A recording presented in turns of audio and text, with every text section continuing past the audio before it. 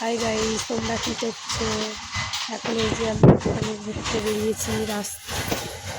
এই যে দেখো কত সর্ষে ফুল, তারপরে মূলোর ফুল, কত কিছু চাষ হয়েছে আমাদের এখানে, দেখতে পাচ্ছ।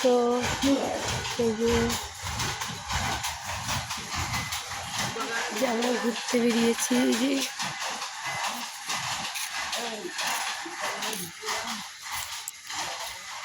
এই যে তোমরা কী করছো সবাই কমেন্ট করো। আর আমাদের এখানে এই যে সর্ষের ফুল আর হচ্ছে কিনা যে মূলোর ফুল হয়েছে, পালং শাক, সব কিছু চাষ হয়েছে দেখো।